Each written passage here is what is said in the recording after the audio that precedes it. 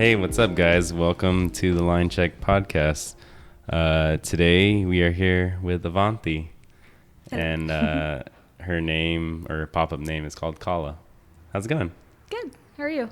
Great. It's nice to have you here. Yeah, I'm super happy to be here. It's like the first hot summer day today. It's like 80 degrees. It's pretty hot in here. We're drinking Bud Light.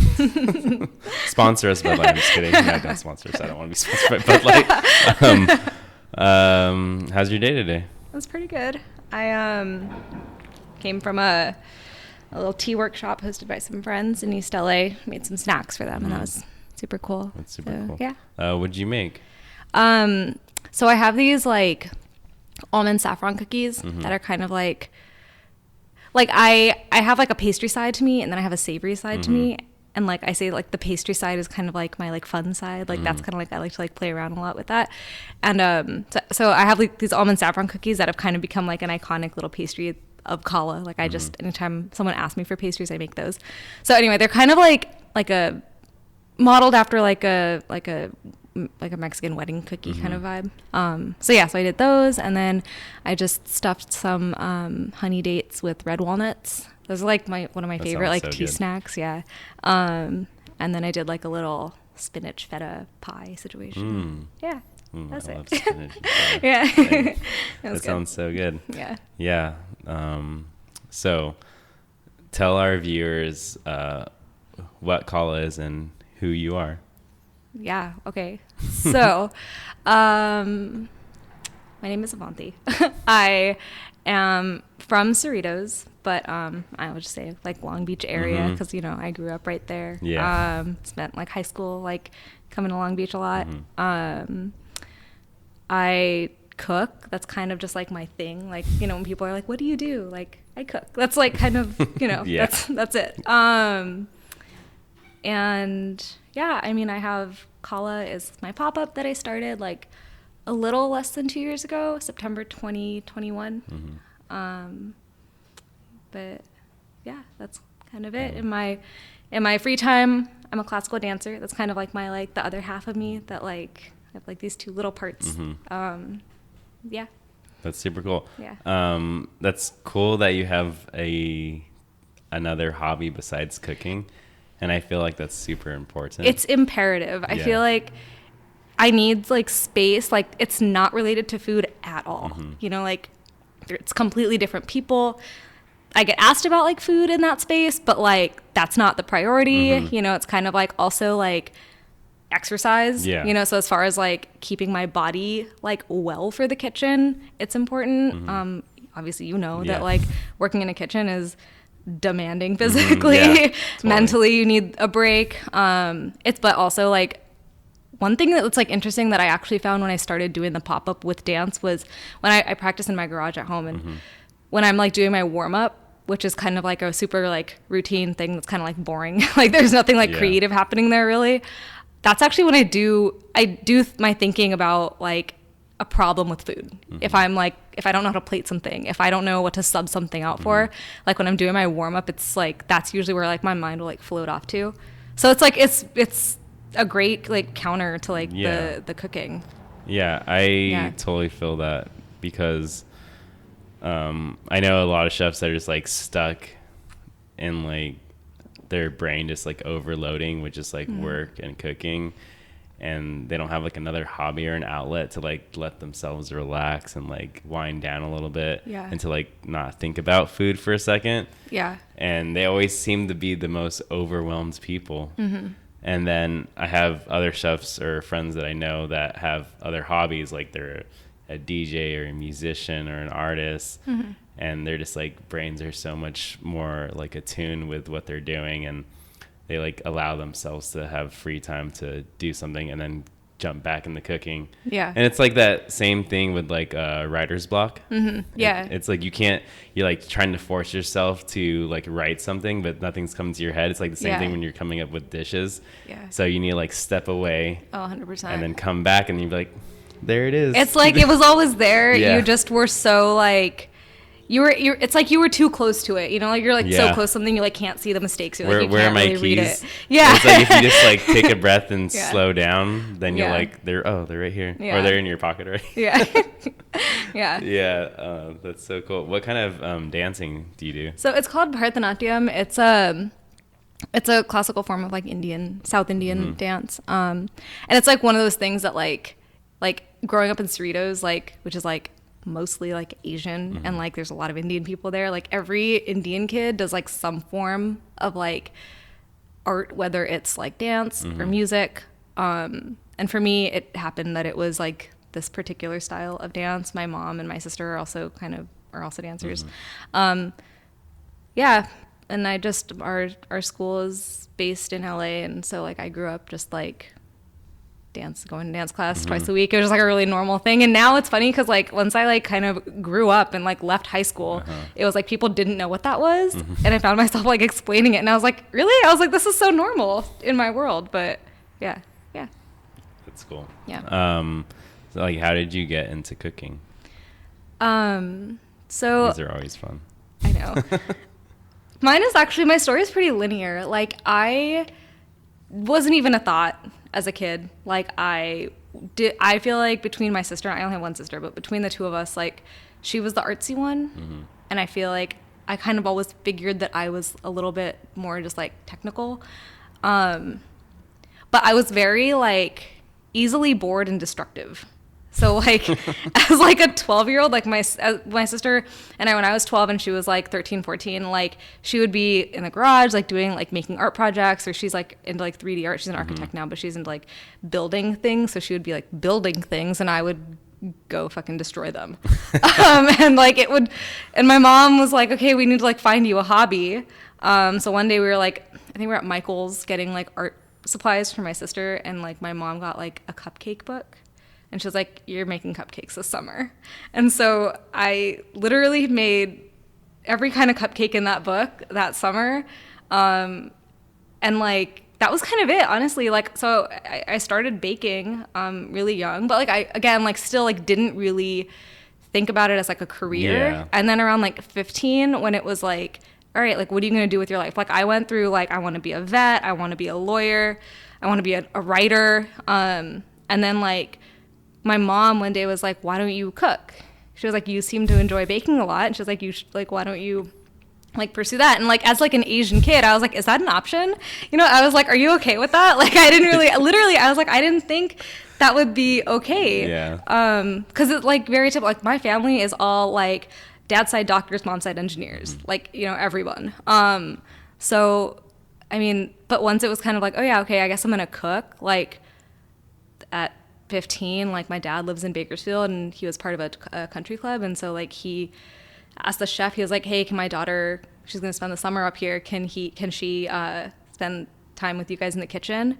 And so like I was up there for like 2.5 months. He lived like right adjacent to this country club, and like every day from like noon to like 10 p.m. Like I was in the kitchen. Like honestly, like I wasn't doing crap. Like I was not useful, you know, like, but that's where like I got my callus on my finger. Like the chef there like bought me my knives. Like I remember like I was watching how like people move in a kitchen. Yeah, like and super like important. There were the ones that I was like, you're a hard worker, you're interesting. Like I can see that like you really care about stuff. Like when I learned how to like properly cut a melon, right? And I remember like, okay, like I didn't really think that this was like there was so much to this, you know, but like seeing how like people would like, or like how to like make an aioli, you know, like, oh, like the proper way to do something.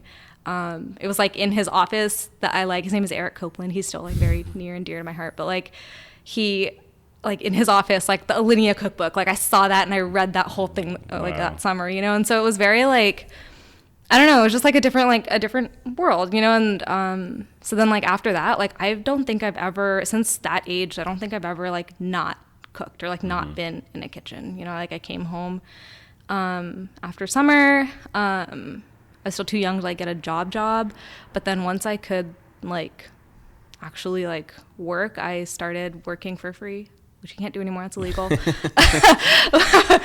Unfortunately, but fortunately, I guess. I mean, I thought it was great for me, but I mean, I worked a lot for free too to get a job. Right. Like I need experience. Like I'll work for free. Yeah, and like the restaurant, and it's not there anymore, but Winsome in Echo Park, they opened, and I used to like read the Jonathan Gold. I used to read his article every week that would come out of like reviewing like a new restaurant, and I saved his newspapers like every single Saturday section for like years. And then I remember like literally the week before he passed away, I got rid of all of them, and it was so upsetting. No. But I mean they all exist out there.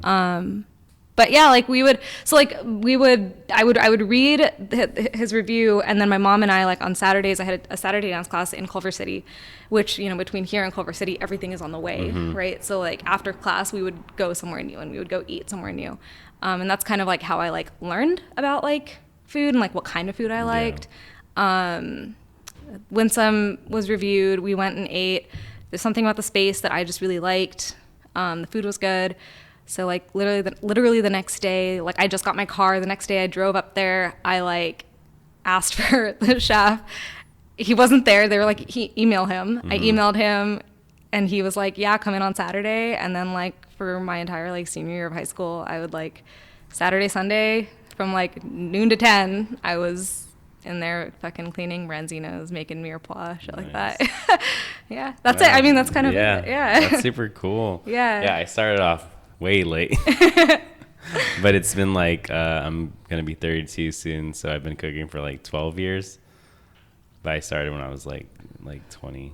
Yeah, that's so cool. Yeah, I feel really fortunate. I mean, there's like a lot of people I've had, like, again, like I didn't expect that kind of like support from my family. My family has never been anything but like super supportive. I did go get my like traditional 4-year degree. That was like a non-negotiable, but now I'm like really grateful for that because that is what's made me like who I am today as far as like my like values and ethics with food, which are core to Kala. Can you explain to everyone what that means? Yeah, so I went to school for sustainable farming and food systems, and essentially like what that meant to me post college and now being like a grown ass adult, like with like autonomy and like how I eat and how I like make decisions.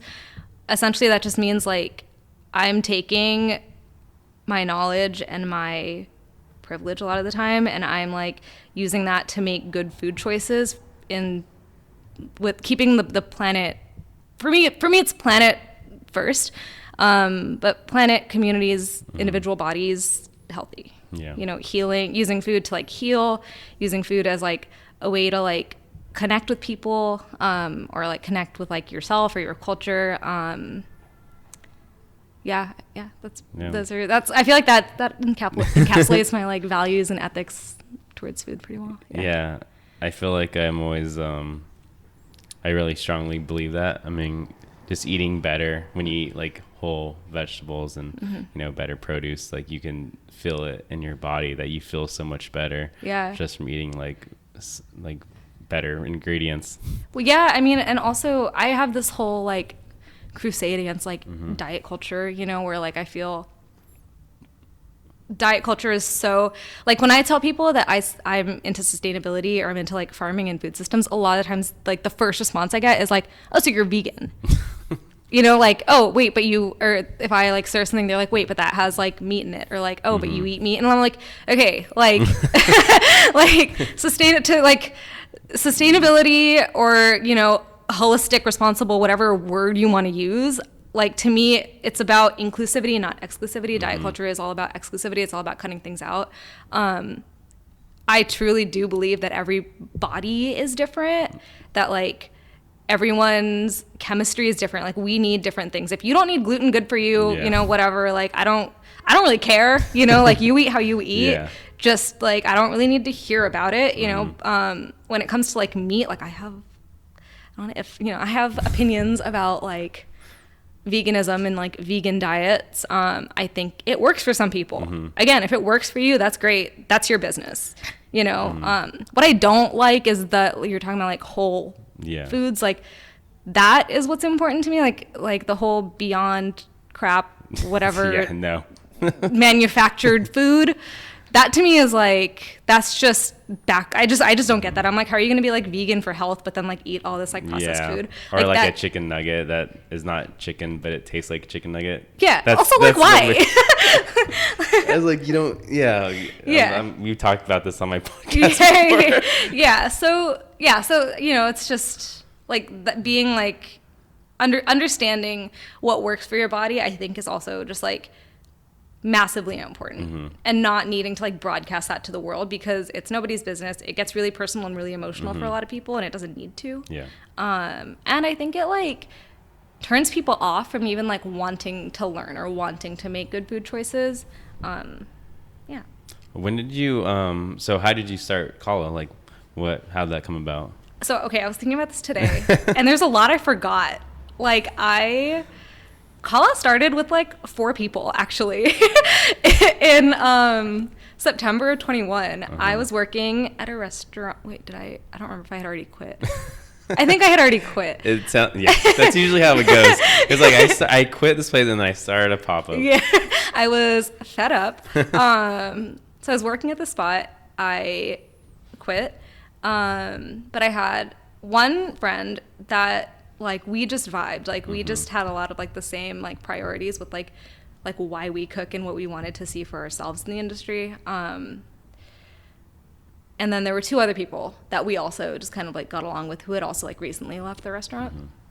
And so like we had like been floating between the 4 of us, like the idea of like doing a pop-up. Obviously like September 21, like this was like mid-COVID. Or like I guess we were like kind of starting to come out of it. And like I remember like Sala had just opened on like here in Long Beach, and I like went in there one day for a glass of wine, and I like texted them and I was like, hey guys, like this would be a really cool spot. I was like, I know they do pop-ups here, like maybe we like let me find out. So I like asked Derek, I was like, hey, like I'm thinking of like doing a pop-up, could we do something here?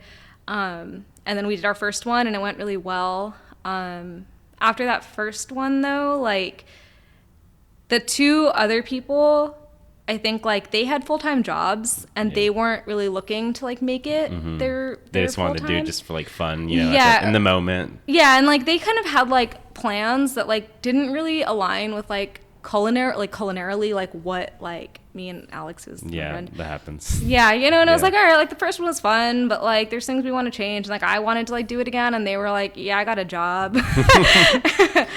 45 hours. Yeah. So Alex and I, though, like we kept it going. Like we were popping up at Sala very, very like every option, every like free service that they had like open, like we took.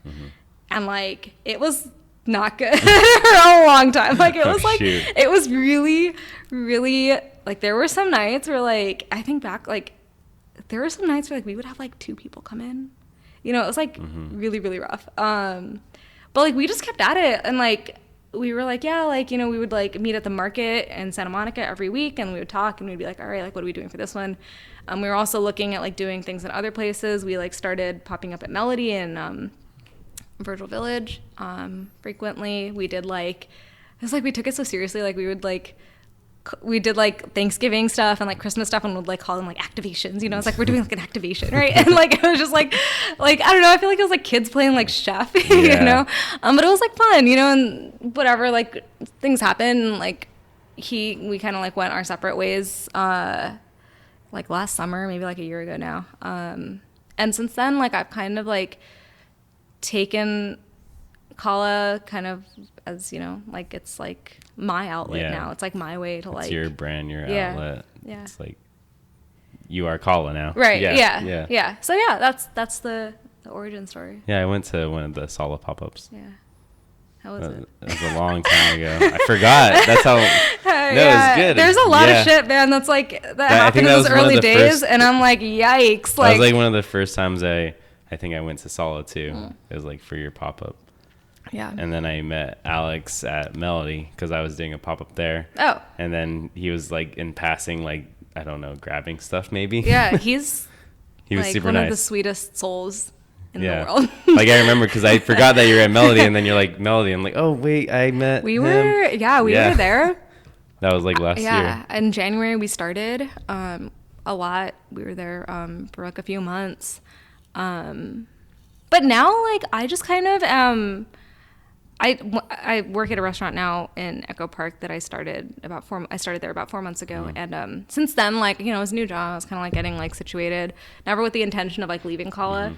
But it's kind of been good because previously, like, I would take every opportunity that came to me. I was like, it's all about like, you know, doing it, even if it's slow, even if it's like, even if I have to like bend a little bit, like as far as like what I want to do, if like I was like willing to like compromise or meet people like halfway with things. But now I'm kind of like, no, I'm like, what I want to do, like I'm gonna stick to it, and like I will find, if it's not right, it's not right, and I'm not gonna like bend my values, and I'm not gonna bend my brand, you know, like I'm gonna stay true to it. And like basically like what I'm doing now is a lot more intentional, you know, a lot more like artistic, like definitely more like experimental,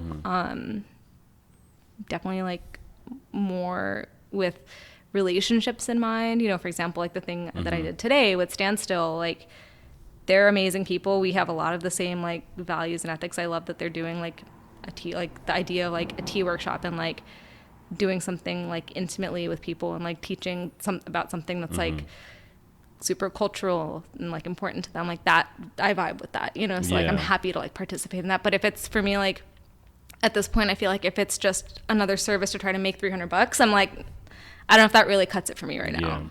I totally agree with you. It's very important where you select who you want to work with, who you're like representing, or who's representing you in a space. And you know, sometimes you need to be like on the same page. And like I always think about when I host these backyard events, I'm very selective on who I choose to come, because if they need to like align with my values as well. And just like having them there and able to like show their support and then bring their like people into my backyard, and then I have like my people like be introduced to them too. It's like very like special and connective in a way like that.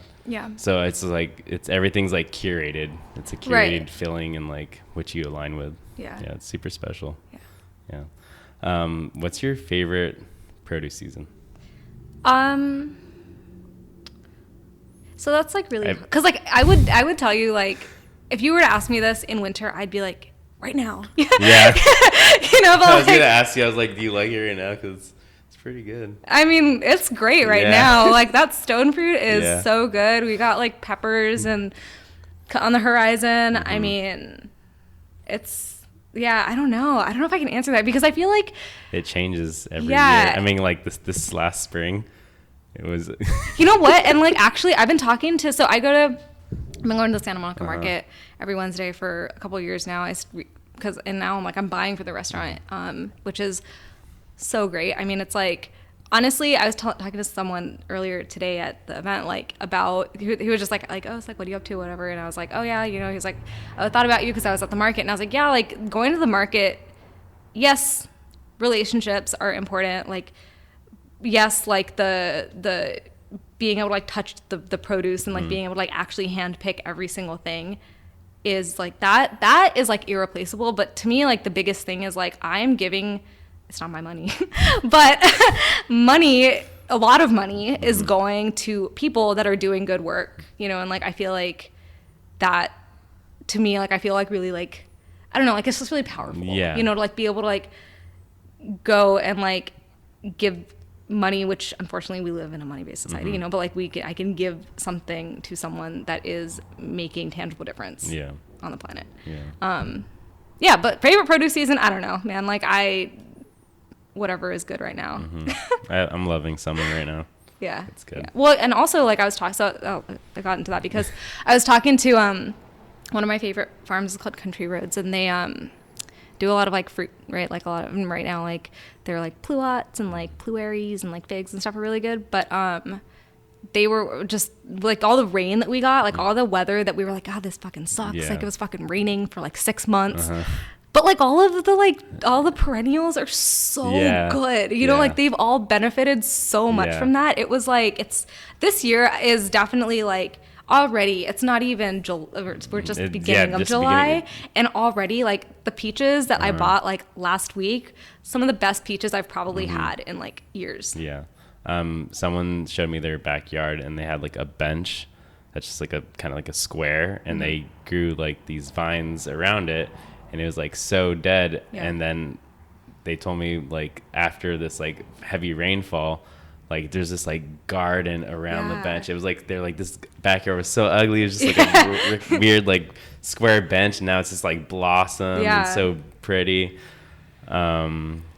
Yeah, and then today I went to another garden, like my girlfriend's mom's friend's house, and she has like all these like blackberries everywhere, and then she has these fennel and like these little fennel flowers, and they like taste like licorice. Oh man! And they're like so good. I was like, I ate like too many of them because I love licorice. But it like started numbing my like tongue a little bit. That's but crazy. I was like, fennel flowers are potent. Yeah, but it was like so good. I was like, this would be like awesome on like oysters. Yeah, you know? I was like, man.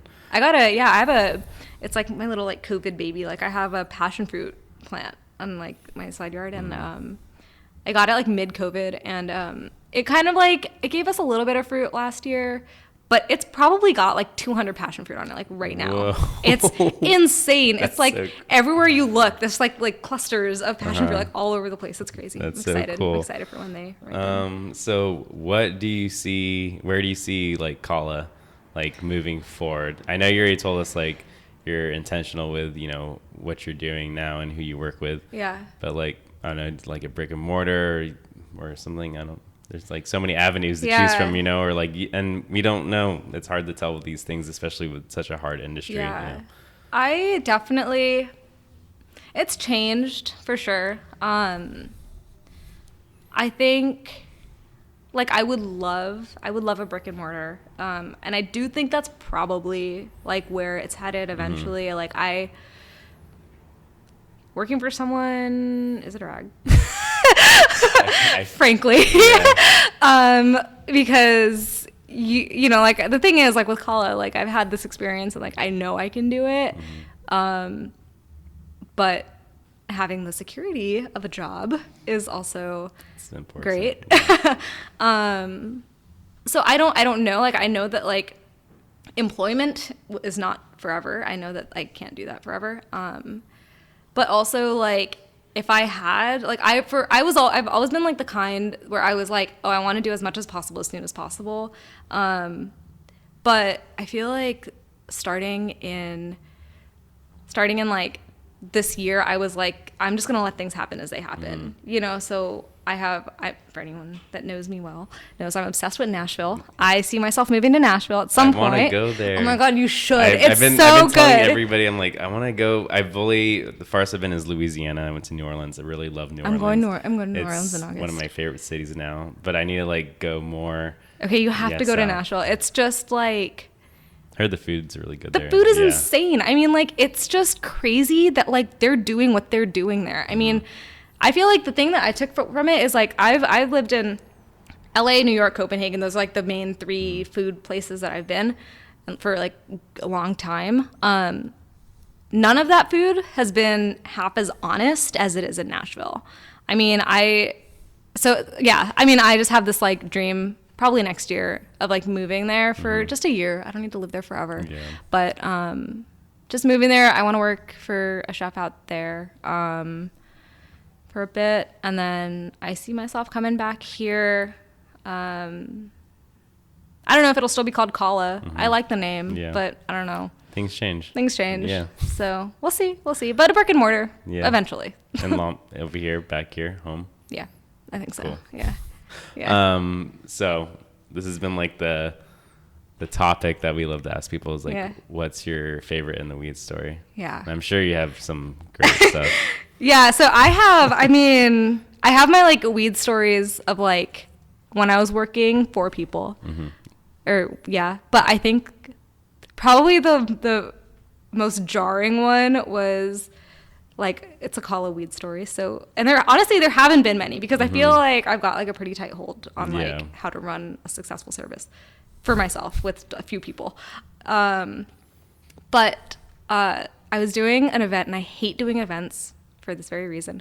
But I was doing an event for like 75 people at a spot in Long Beach, and it was like for someone that like I wanted to like build a relationship with them. So like normally I don't like doing private events because like you just have to do what they want, and I want to do what I want, you know? Yeah. So, but I was like, okay, fine. And I basically came up with a menu that was like very like traditional, you know, like a salad, a pasta, fucking steak, dessert. I was like, okay, this is what we're doing. It was actually only supposed to be for 60 people. Morning of, they added 15, as they do. And then like, so basically what happened was before the event even started, like I had ordered like, I don't even remember how much, but it was a lot of like New York strip from Snake River Farms. There was a problem with like processing, so it wasn't going to get to me on time. And so I was like scrambling, and I didn't want to buy some generic crappy beef. So I was like, all right, like I guess I'm going to have to like call grocery stores and figure out where I can get, because this was like, I didn't have like accounts with people. I didn't like have, if I were to like put in an order with like a distributor, like it would take like too long still. So I was like, I gotta go to the fucking grocery store and get beef, right? And so I was calling grocery stores to like see if they carried Snake River Farms meat, and like the ones that did, I was like, okay, I'm gonna like, how much New York strip do you have? I need to buy all of it. So I ended up like going to, I actually took Dom with me. He was with me like buying all of this meat on the west side. Bought like thousands of dollars retail, you know, of like New York strip. Wow. Like brought it back. I was like, okay, like at least we had it on hand. And like I made tagliatelle like from scratch. Like I was like, you know, like this is like an important event. I was like, I'm gonna make the pasta myself. And then like the day of the event, like I get news that we have 15 more people. I'm like, God damn it. Yeah. And then like I had Dom there to help me, as well as like someone else that I've known from high school actually who cooks now. And I like hit him up and I was like, hey, I need help for this event. Can you come? And he was like, yeah, sure. So I was like, and like, I didn't really know what his like ability was. I was like, I know he's green, but like, I don't really know how much he's done, but I feel like he can probably get some color on a steak. Right. And so like, I was like plating. First of all, the pasta was a disaster because it was too wet. So went to boil it and it kind of just like clumped. Oh shit. Right. And so I was like, all right, like all we can do is like save what we can save. Right. So we lost a ton with that. I'm plating this pasta that looks like absolute shit with a Dom, right? And I'm like, all right, Raphael, like you gotta fucking like, we were doing a reverse here, so like it wasn't really that difficult, right? So I was like, just get some color on these steaks. I'm like plating this pasta. We have like 20 like fucking like banquet style like rectangular things, right? This looks like shit. The pastas, the noodles were like that big because they had all broken in the water, right? And like, so like I'm like over there, I'm like plating this pasta. I hear fucking Raphael in the back burning all of the steak. Like flare-ups, just like smells like burnt meat. I'm like, God damn it. I'm like, literally there was nothing I could do. I'm like, because I can't leave Dom to like plate this Dom pasta. Is Dom is not a cook. You know, like he's and then like they have some fucking camera person in my face. Hate that shit, man. Right? I'm like, why are you here? No, I'm like, well, why are you here? I was mad at that because I don't like, generally I don't like my photo taken. I don't like, especially if I'm like in the fucking weeds, you know, I'm like, this is not good content. I'm like, this is not what I want people to see. I don't want people associating me with this fucking dumpster fire. This is not good. So like, but I mean, there's nothing I could do, you know? I'm like, so I guess like he's back there burning thousands of dollars of steak, you know, that like, oh, my stomach. That like, I know that like could have been good. Damn. Yeah, it was a lot. But honestly, it's like, I feel like this is true with a lot of things. Like if you don't let people know that you're like freaking out, like it's the same thing with like dance, with like performance. Like you just have to like smile through it. You just have to be like, no, I'm fine. Believe that you're fine, and people won't tell, because I will tell, like I I still got like positive. No one said a damn thing to me. And I'm like, anytime I like feed someone, I'm like, how was it? Because I'm trying to get them to tell me what was bad about it. And like, I hate when people are like, no, it was good. It was good. It was good. Yeah, I'm like, no, like tell me what was wrong with it.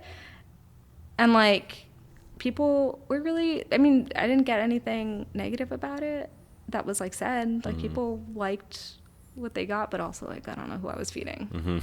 Yeah, exactly. Like, unless I'm feeding someone in the industry, honestly, like I'm like, it doesn't really matter. Yeah. So. Wow. Yeah, that was a crazy one. That was a crazy one. That was really bad. Wow. I'm just like thinking all that money and the steak. I know. Geez. You know, but I mean, ideally, yeah, because like ideally, I would have been doing that. But again, like I can't leave. Like this is the first time I was seeing Raphael cook. Like I feel like plating for me is important. Like I'm not gonna leave Raphael to like just fucking slop broken fucking tagliatelle. On a plate. No, definitely not. You know, like if I'm gonna do it and if it's gonna not look good, at least I'm gonna be able to make it look a little bit better. But yeah. Wow. That was a lot.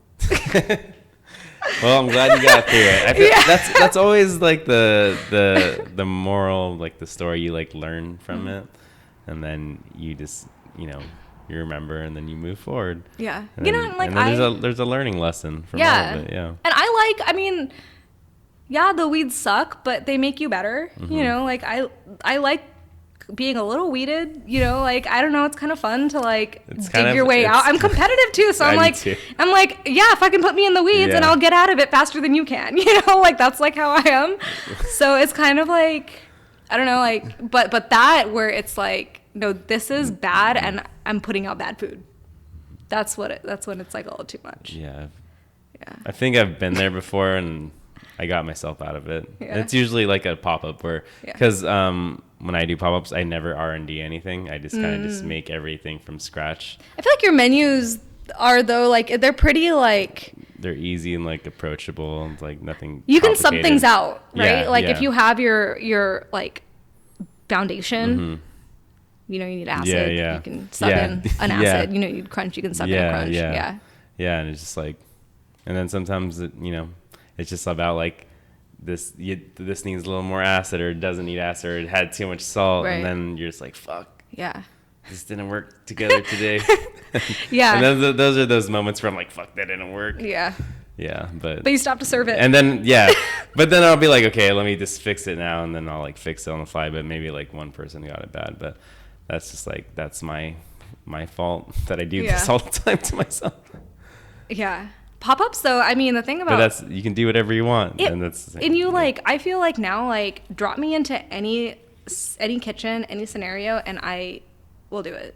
You know, like, and I feel like that's such a skill. I feel way stronger for it, you know, like, I feel like I've done at this point, like, any kind of service you can do. I've popped up pretty much in 2021, 2022, like anywhere in Long Beach that you could do a pop-up, I feel like I was there at some point. No, you were. Yeah, right? I know. Right? Yeah. I was like, okay. And now I'm like, I feel like I could, you know, if you were like in this studio, like we don't have heat, we don't have water, do something. I'd be like, all right, let's see. And like we could pull something off. Did you know? I'm just kidding. It's just a water, but it's just regular water, guys. Well, it was really fun to have you here. Thank you. Yeah, this is a great talk. Yeah. I really enjoyed this. Here's some Bud Light. I love talking food. Could talk for hours. Yeah. That's it, and that's your line check for today. Thanks, y'all. Bye.